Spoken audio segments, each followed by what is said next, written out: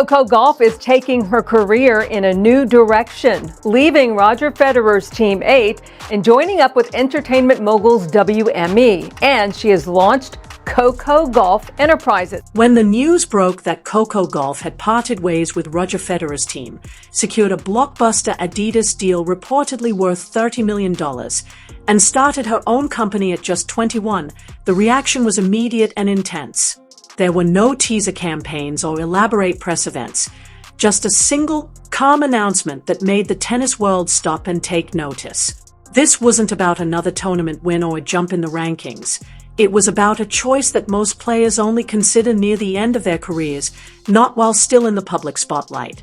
Some hailed the move as daring and inspiring, while others viewed it with skepticism, proving that even in silence, Coco's decisions carry enormous weight. Actually, everyone around me was like on board with it because like I know I could handle it. I think it was more just like on the mental side, like being there a lot of times, like mentally being on the site all the time could be like tiring. But, they were really encouraging because they knew it was something I wanted to do, and I was like, I mean, I'm young now, but I know eventually, I'm not going to be able to be playing doubles and singles and all of that. So I was like, I'm going to take advantage. According to multiple courtside sources and insiders in the tennis world, one of the first noticeable reactions came from her biggest on-court rival, Aryna Sabalenka, and it was far from a cheerful congratulations. What exactly was running through Sabalenka's mind? Simple frustration, or something closer to envy?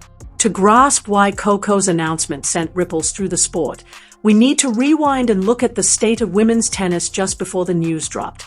In recent years, the WTA spotlight has often swung between sheer power, intense emotion, and unfiltered competitiveness, and no one embodied that mix more vividly than Aryna Sabalenka. Her game thrived on sheer power, thunderous serves, aggressive returns, and a commanding presence that could turn a match around in minutes. Aryna Sabalenka wasn't just winning points. She was making headlines with her intensity, her visible frustrations, and her raw, unfiltered reactions. Meanwhile, Coco Gauff was charting a very different course. Fans first noticed her as the 15-year-old prodigy who shocked the tennis world at Wimbledon in 2019 by defeating Venus Williams on center court. From that moment, her rise was deliberate and measured. Under Roger Federer's Team 8, every move was carefully managed, contracts handled professionally, press appearances polished, and her career shaped in the classic, methodical way champions have always grown. For a time, it worked flawlessly. Coco captured her first Grand Slam, became one of the sport's most recognizable faces, and built an image that drew sponsors' admiration. Yeah, so the extension with me kind of started in the whole campaign with the doubters. It obviously started with my speech at US Open where I mentioned, allowing doubters to fuel me to do better. And I kind of realized that a lot of things that are told to small business owners are also things that are told to athletes and me specifically, whereas like I've heard a lot that I'm too young, or that I should just focus on tennis, or you shouldn't do multiple things. Aryna, meanwhile, was building her legacy through raw power, intense emotion, and unbridled competitive drive. The media often painted them as polar opposites: Coco, the calm and composed prodigy, and Aryna, the fiery, fearless contender.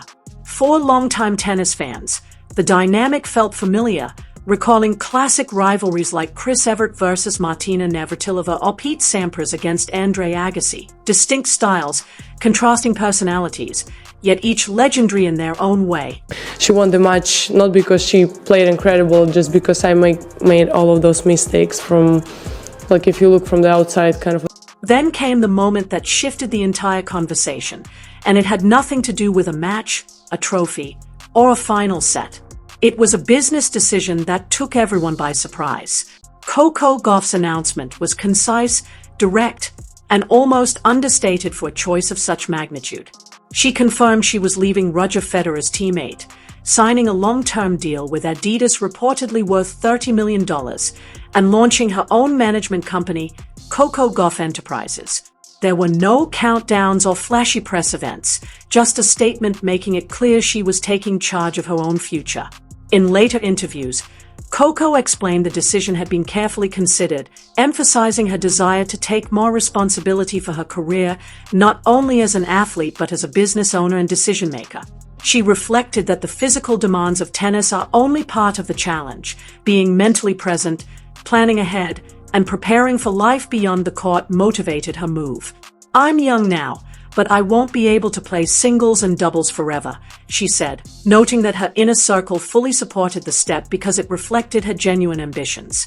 That level of forward thinking is rare in professional tennis, especially at just 21, where most players, even the greats, still rely heavily on agents and management. Most players rely on management teams to handle every contract, appearance, and brand deal until they retire, but Coco chose a different path.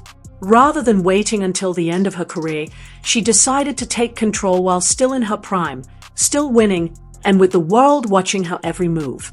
In many ways, it was her most powerful statement off the court, not just about money, but about independence. It was a clear message: this is my career, and I'm running it.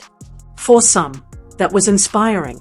For others, especially those accustomed to tennis's traditional structures, it was unsettling. That's when attention quietly shifted to Aryna Sabalenka. As Coco's announcement went public, players were preparing for the Cincinnati Open, and reporters quickly sought reactions. According to journalists near the practice courts, Aryna's response was brief and measured. She reportedly shrugged and said, "Good for her, I guess," before returning to her training. In professional tennis, top players usually offer at least a formal nod of support, so coming from someone as expressive as Sabalenka, her muted reaction sparked speculation, especially since tensions between the two had already made headlines after Coco's victory at the French Open. Sabalenka had remarked, "I think she didn't play incredible. I just made all of those mistakes on easy balls," a comment that drew widespread criticism for seemingly minimizing Coco's performance. Now, months later, Coco isn't just winning matches, she's seizing full control of her career. For a player who has fought tirelessly to be recognized as one of women's tennis's biggest forces, seeing the spotlight shift in this way can't be easy. Even when Sabalenka later said, "I'm focused on my own career. I'm here to win matches," fans sensed that an undercurrent of tension remained. That quiet friction only made Coco's bold move feel even more significant. For longtime tennis followers, her choice marks a turning point. Historically, elite players focused almost exclusively on the court, leaving business, branding, and career decisions to agents, sponsors, and large management teams. From Billie Jean King to Chris Evert, from Steffi Graf to Serena Williams, the pattern was largely the same. Play first, build a legacy, and only later take a bigger role in the business side of the sport. Coco Gauff appended that timeline. Rather than waiting for retirement, she claimed ownership of her career while still climbing the rankings. For a generation that watched players like Boris Becker, John McEnroe, or Martina Navratilova hand over off-court decisions to others, her independence isn't just surprising, it's historic. This choice also reflects a broader shift in sports. Today's athletes are being trained not only as competitors, but as entrepreneurs, public figures, and brand strategists. In a sport steeped in tradition and etiquette, Coco is helping rewrite the rules off the court. Behind the scenes, insiders say the WTA is paying close attention. If Coco can manage her own business affairs at 21 while performing at the top level, what does that mean for the next generation? Why should future stars automatically defer control to outside teams when someone their own age is proving it can be done differently? For longtime fans, it may feel unfamiliar or even unsettling, but tennis has always evolved through bold individuals. Coco's decision isn't just about a contract. It's the start of a shift in power, a quiet but undeniable change in how the sport itself is shaped up. What's quietly unfolding isn't just a rivalry, it's a study in personality, approach, and timing. Coco has embraced silence, structure, and careful planning. She isn't reacting to the noise, posting messages, or lashing out in interviews. She trains, competes, and quietly builds her company behind the scenes. That level of calm, especially at her age, is impossible to ignore. Sabalenka, by contrast, has never been the quiet type, and that's part of her appeal. Her emotions are on full display, Electric when she's winning, equally intense when things go wrong. For years, that passion was aimed at the match and her opponents, but recently it seems some of that tension has drifted off the court. Reporters have noticed more questions about Coco creeping into Sabalenka's interviews, and fans have too. Instead of headlines about her serve or latest victory, the focus is increasingly on her reactions, or lack thereof, to Coco's rising influence. That kind of attention can weigh on any athlete. While Coco is negotiating future partnerships and shaping her brand, Sabalenka finds herself defending her focus, insisting she's there to play and win. The contrast is subtle but striking. One is building long-term control, the other is holding on to the present. In a sports world that prizes stability, vision, and composure, that difference resonates. Here stand two of women's tennis's biggest names, moving in very different directions. Point one is building quietly, planning for the future, taking control of her money, her image, and her legacy. The other is locked into the court, driven by emotion, fighting to maintain her spot at the top in a sport that never slows down. Coco Gauff hasn't uttered a single negative word about Aryna Sabalenka.